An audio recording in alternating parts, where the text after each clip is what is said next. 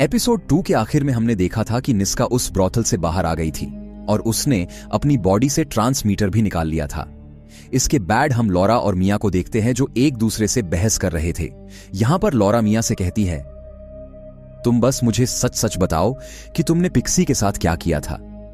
अब यहां पर सेफ्टी प्रोटोकॉल होने के चलते यहां पर मिया उसे बता देती है कि वो उस रात पिक्सी को लेकर बाहर गई थी एक लेक के पास, और यह सुनने के बाद ही लॉरा घबरा जाती है और सीधा कंपनी को कॉल लगाने लगती है कि यह रोबोट खराब हो चुकी है, हम इसे वापस करना चाहते हैं। हालांकि पिक्सी बिल्कुल भी नहीं चाहती मिया यहां से चली जाए।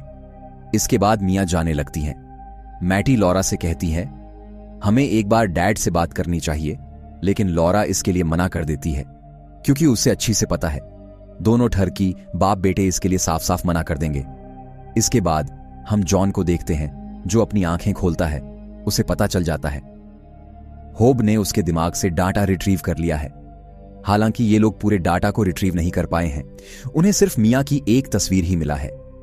जॉन को पता है हॉब बहुत ही जल्द उसके दिमाग से सारा डाटा रिट्रीव कर लेगा। अब यहां पर हॉब जॉन से एक डील करने की कोशिश करता है कि अगर तुम मेरी सारी बातें मान लो तो शायद तुम्हें दर्द थोड़ा कम हो, लेकिन जॉन साफ साफ मना कर देता है कि वो कोऑपरेट नहीं करेगा। यहां हम जो और टोबी के देखते हैं जिन्हें पता चल जाता है लॉरा मिया को कंपनी में वापस करने जा रही है, और यह सुनने के बाद टोबी अपनी साइकिल को लेकर कंपनी की तरफ जाने लगता है। यहां हम लॉरा और मिया को देखते हैं। ये लोग ट्रैफिक में फंसे हुए हैं। एक वैन इन्हें ओवरटेक करने की कोशिश करती है, लेकिन आखिरी मोमेंट पे अचानक से मिया उस वैन के सामने आ जाती है। तभी टोबी भी यहां आ जाता है। यहां हम लियो और ड्रेक को देखते हैं, जहां पर लियो काफी ज्यादा ड्रिंक कर रहा है। असल में लियो भी हिम्मत हार चुका है। उसे लगता है मिया उसे कभी नहीं मिलने वाली है। हालांकि यहां पर ड्रेक उसे हौसला देने की कोशिश करता है। इसके बाद पीट और कैरन को दिखाया जाता है, जहां पर उस ब्रॉथल की ओनर उन्हें निस्का की तस्वीर दिखाती है और कहती है इसी ने इस आदमी को मारा है। हालांकि पीट और कैरन को बिल्कुल भी बिलीव नहीं होता कि कोई रोबोट भी ऐसा काम कर सकती है। इसके बाद एक मॉल में निस्का को देखते हैं, जहां पर वो चार्ज हो रही होती है। कोई भी इंसान रोबोट की आंखें देखकर उसे पहचान सकता है, इसलिए निस्का अपनी आंखों में लेंस पहन लेती है ताकि उसे कोई पहचान ना सके, जिसके बाद वह अपने आजादी का मजा लेना शुरू कर देती है, क्योंकि उसे देखकर अब सभी को यही लगेगा वो एक आम लड़की है। इसके बाद हम नील और उसके हिटलर रोबोट को देखते हैं, जहां पर नील काफी चालाकी से रोबोट को एक रूम के अंदर बंद कर देता है, और इसके बाद नील सीधा ओडी के पास जाता है और वहां पर वो ओडी को पहले टर्न ऑन करता है और गाड़ी से लेकर वहां से जाने लगता है। अब इंजन का साउंड सुनने के बाद रोबोट को भी पता चल जाता है कि उसे बेवकूफ बनाया गया है, जिसकी वजह से वो गुस्से में दरवाजा तोड़कर सीधा नील को पकड़ने जाती है। लेकिन पकड़े जाने से पहले ही ओडी और नील यहां से निकल जाते हैं। इसके बाद हम जो टोबी और मिया को देखते हैं, जहां पर मिया उन्हें कुछ रोबोट वाले बैंडेज देती है और कह देती है उसे ठीक करने के लिए कंपनी ले जाने की कोई भी जरूरत नहीं है, बस आप लोगों को ये बैंडेज मेरे शरीर पर लगाने होंगे। और यह सुनने के बाद ही टोबी के मन में लड्डू फूटना शुरू हो जाते हैं। हालांकि जो यहां पर टोबी से कहता है वो यह काम अकेला ही करेगा। फिर जो मिया के कपड़े को उतारने की कोशिश करता है, लेकिन वो कर नहीं पाता, इसीलिए मिया खुद ही अपने कपड़े को उतारकर जो के हाथ में थमा देती है। दूसरी तरफ लॉरा घर पे वापस आ रही होती है और दूसरी तरफ यहां पर जो मजे ले रहा है, और टोबी भी यहां पर यह सारा कार्यक्रम खुद भी देख रहा हुआ होता है। ये तो बस ट्रेलर है, आगे आपको जो के और भी कारनामे देखने को मिलेंगे। Back to dead story. यहां पर लॉरा को आते देख टोबी अपने रूम के अंदर चले जाता है। जो जब बाहर आता है तब वो लॉरा को देखता है। हालांकि यहां पर लॉरा को इस चीज का कोई भी भनक नहीं है जो ने अभी अभी क्या किया है। इसके बाद हम कैरन और पीट को देखते हैं, जहां पर इनके पास पुलिस चीफ आते हैं। यहां पर कैरन और पीट पुलिस चीफ को सारी बातें बता देती है कि किस तरीके से एक रोबोट ने एक आम आदमी को मार दिया है। पुलिस चीफ यहां पर साफ साफ कह देता है यह न्यूज बाहर नहीं जानी चाहिए, और मैं यही चाहता हूं तुम दोनों इस केस को जल्द से जल्द सॉल्व करो या बंद कर दो। इसके बाद एक रिपोर्टर पीट का इंटरव्यू लेने की कोशिश करता है, लेकिन यहां पर पीट उल्टा गुस्सा होकर उसे ही नीचे पटक देता है, जिसके वजह से पुलिस चीफ उसे वहां पर ही सस्पेंड कर देता है। इसके बाद हम निस्का, ड्रेक और लियो को देखते हैं, जहां पर निस्का इन दोनों से कहती है कि मैं अब तुम लोगों के साथ इस तरीके से छुप छुप के नहीं रहूंगी। अब मैं इंसान बनके इनके बीच ही रहूंगी और कोई भी मुझे रोक नहीं सकता। जो भी रोकने की कोशिश करेगा मैं उसे खत्म कर दूंगी। लियो और ड्रेक निस्का को समझाने की कोशिश करता है कि जॉन का फोन भी नहीं लग रहा, शायद वो पकड़ा गया है, लेकिन यहां पर निस्का किसी की भी नहीं सुनती, जिसकी वजह से ड्रेक उसे एक फोन पकड़ा देता है और कहता है कि टच में रहना। इसके बाद हम पीट की वाइफ और उनके रोबोट को देखते हैं और उन्हें देख के हमें पता चल जाता है और यहां पर इन दोनों का अलग ही सीन चल रहा है। तभी यहां पर पीट आ जाता है और यहां पर पीट काफी ज्यादा गुस्से में होता है क्योंकि वो सस्पेंड हो चुका है, इसीलिए वो रोबोट को काफी ज्यादा बुरा भला सुना देता है। इसके बाद हम ओडी और नील को देखते हैं, जहां पर इन दोनों का एक्सीडेंट हो जाता है। अब यहां पर नील एक टफ डिसीजन लेता है। वो डिसाइड करता है वो यहां पर ओडी को हमेशा के लिए छोड़ के चला जाएगा। यहां हम मिया को देखते हैं, जहां पर उसे लॉरा का टॉम नाम के एक बंदे के साथ पिक्चर मिला है और यह फोटो देखने के बाद अचानक से मिया के अंदर कुछ होना शुरू हो जाता है। इसके बाद हम लॉरा को देखते हैं जो डिनर बना रही होती है, लेकिन ध्यान हट जाने के चलते उसने जो केक को बेक करने के लिए रखा था वो जल जाते हैं, जो उसे तसल्ली देने की कोशिश भी करता है, ये अभी भी खाने लायक है, मैं इसे खा लूंगा। इसके बाद हम निस्का को देखते हैं, जहां पर उसे क्लब में एक लड़का मिलता है और इस लड़के को यहां पर यह लग रहा है निस्का एक आम लड़की है। निस्का उसे इशारे करना शुरू कर देती है कि वो उसे अपने घर पे ले चले। वेल, इसके बाद हम मिया और पिक्सी को देखते हैं। यहां पर मिया पिक्सी को समझा रही होती है कि तुम्हारी मां काफी ज्यादा दुखी है, इसीलिए आज की बेड टाइम स्टोरी तुम अपने मॉम से ही सुनो, उन्हें इससे अच्छा लगेगा। इसके बाद मिया लॉरा के पास जाकर यह कहती है कि पिक्सी आपको बुला रही है। इसके बाद हम निस्का और उस लड़के को देखते हैं, जहां पर निस्का इस लड़के के घर पे आ चुकी है। अब दोस्तों, निस्का ह्यूमन इमोशन को अच्छी तरीके से नहीं समझती, इसीलिए वो उस लड़के से डायरेक्ट कह देती है चलो इंटीमेट होते हैं। लेकिन वो लड़का कहता है हमें पहले एक दूसरे को जान लेना चाहिए, उसके बाद ये सब करेंगे। लेकिन फिर भी तुम्हें अगर ये करना ही है तो मैं प्रोटेक्शन लेके आता हूं, तुम फ्रेश हो जाओ। अब जब निस्का बाथरूम में जाती है तब वो नोटिस करती है यहां एक हेयर बैंड है और इस हेयर बैंड के अंदर काफी सारे बाल हैं। अब ये हेयर देख के उसे ये लगता है कि ये लड़का उसे चीट कर रहा है। वो हर किसी लड़की को यहां पर लाके ऐसा ही काम करता है, इसीलिए वो किचन में जाकर एक नाइफ निकाल लेती है।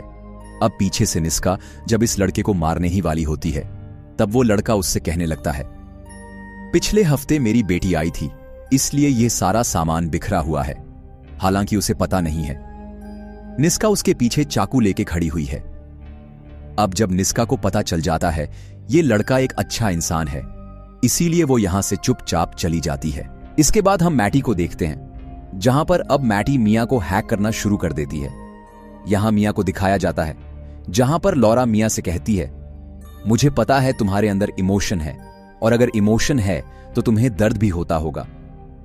और यह चेक करने के लिए लॉरा पहले एक टूथपिक को लेकर मिया के हाथ पे घुसा देती है, लेकिन इससे मिया को कुछ फर्क नहीं पड़ता।